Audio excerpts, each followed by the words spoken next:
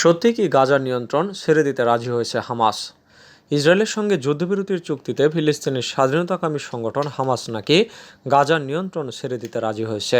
মার্কিন প্রভাবশালী সংবাদ মাধ্যম ওয়াশিংটন পোস্ট এক প্রতিবেদনে এমনটাই দাবি করেছে। প্রতিবেদনে বলা হয়েছে, হামাস এবং দখলদারদের মধ্যে যুদ্ধবিরতির চুক্তির একটি কাঠামো তৈরি করা হয়েছে। চুক্তির এই কাঠামোতে রাজি হয়েছে উভয় পক্ষ। এখন চুক্তিটি কিভাবে কার্যকর করা হবে সেই বিষয়টি নিয়ে আলোচনা করছে তারা। সংবাদ মাধ্যমটি আরও জানিয়েছে, চুক্তি অনুযায়ী যুদ্ধবিরতির দ্বিতীয় ধাপে গাজার নিয়ন্ত্রণ ছেড়ে দিতে রাজি হয়েছে হামাস। ওই সময় উপত্যকাটির নিয়ন্ত্রণ নিজেদের কাছে রাখবে না ইসরায়েলও। এর বদলে গাজায় প্রতিষ্ঠিত হবে একটি অন্তর্বর্তীকালীন সরকার, আর এর নিয়ন্ত্রণ থাকবে ফিলিস্তিনি অথরিটির হাতে।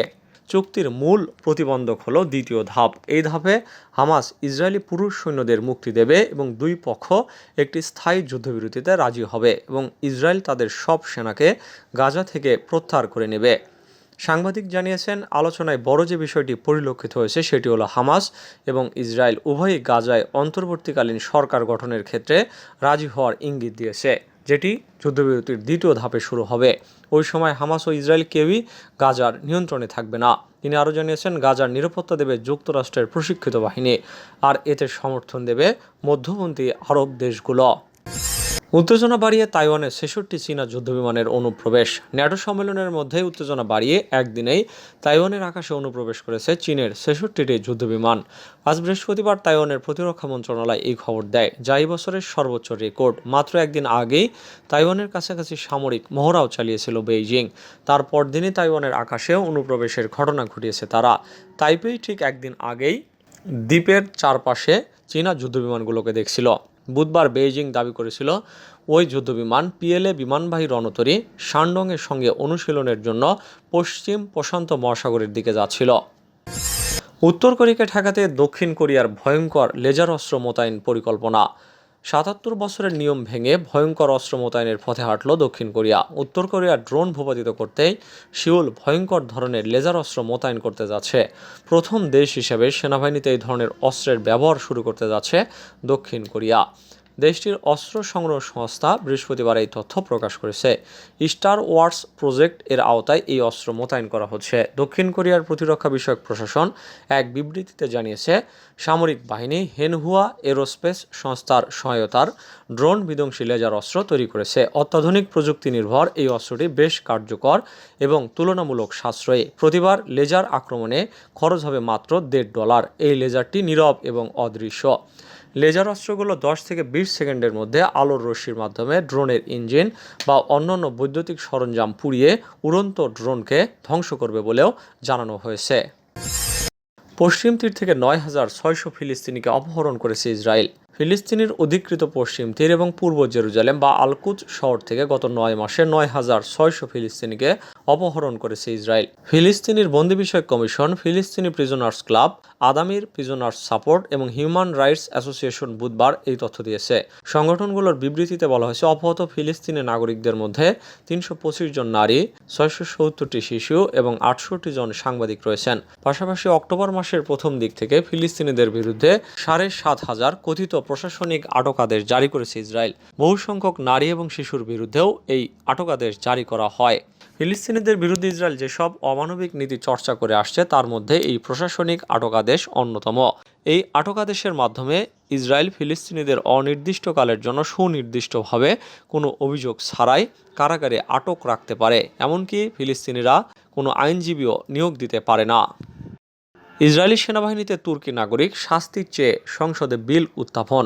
ইহুদিবাদী ইসরায়েলের বর্বর সামরিক বাহিনীতে যে সমস্ত তুর্কি নাগরিক কাজ করছে এবং যারা গাজায় বর্বর আগ্রাসনে জড়িত তাদের বিরুদ্ধে শাস্তিমূলক ব্যবস্থা নেওয়ার জন্য তুরস্কের জাতীয় সংসদে বিল উত্থাপন করেছে Turkish free cause party.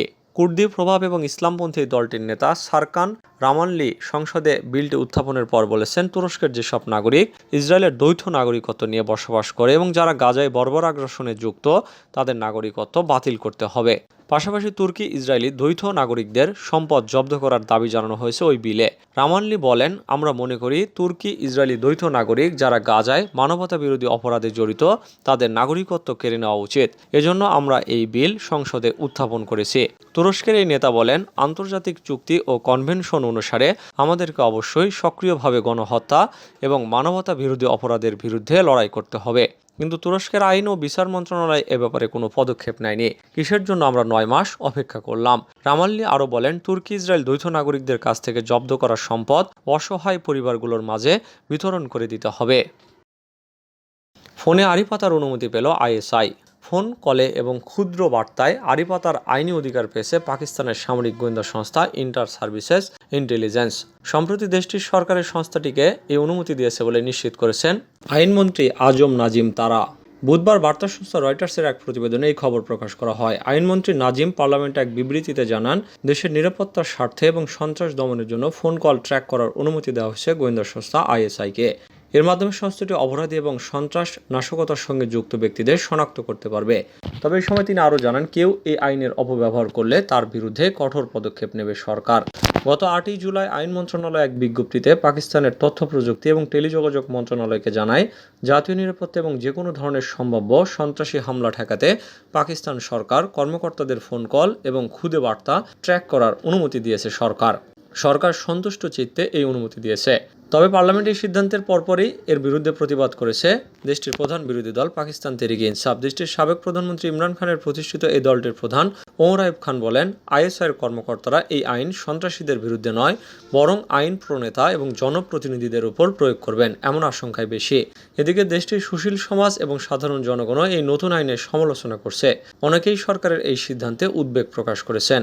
ISI পাকিস্তানের সবচেয়ে বড় এবং প্রভাবশালী গোয়েন্দা সংস্থা। পাকিস্তানের অভ্যন্তরীণ রাজনীতি এবং পররাষ্ট্রনীতি নির্ধারণে এই সংস্থাটির প্রভাব প্রায় সীমাহীন। ইউক্রেনে প্রথমবারের মতো F-16 জঙ্গি বিমান পাঠাচ্ছে ন্যাটো মিত্ররা। মার্কিন পররাষ্ট্রমন্ত্রী অ্যান্টনি ব্লিংকেন বলেছেন, ন্যাটো জোটের মিত্ররা প্রথমবারের মতো ইউক্রেনকে F-16 জঙ্গি বিমান পাঠাতে শুরু করেছে। তিনি বলেন, যুদ্ধক্ষেত্র থেকে রাশিয়াকে পিছু হটানোর জন্য কিয়েভকে F-16 জঙ্গি বিমান দেওয়া হচ্ছে। ব্লিংকেন বলেন, মার্কিন প্রেসিডেন্ট জো বাইডেন ইউক্রেনকে আরও উন্নত যুদ্ধাস্ত্র দেওয়ার যে আন্তরিক প্রচেষ্টা চালাচ্ছেন তার অংশ হিসাবে ইউক্রেনের প্রেসিডেন্ট ভলোদিমির জেলেনস্কিকে 60টি F-16 জঙ্গি বিমান দেওয়ার ব্যবস্থা করেছেন। জেলেনস্কি সম্প্রতি আমেরিকা এবং ইউরোপের সহযোগিতা নিয়ে রাশিয়ার বিরুদ্ধে চূড়ান্ত লড়াই চালাবেন বলে ঘোষণা দিয়েছেন। ন্যাটো শীর্ষ সম্মেলনে দেওয়া বক্তৃতায় ব্লিংকেন জানান, ডেনমার্ক এবং নেদারল্যান্ড থেকে ইউক্রেনে F-16 জঙ্গি বিমান পাঠানো হচ্ছে। এই দুই দেশ থেকে ইউক্রেনে কতগুলো বিমান পাঠানো হচ্ছে তা উল্লেখ না করলেও ব্লিংকেন বলেন, চলতি গ্রীষ্মকালে ইউক্রেনের আকাশে F-16 বিমান উড়বে।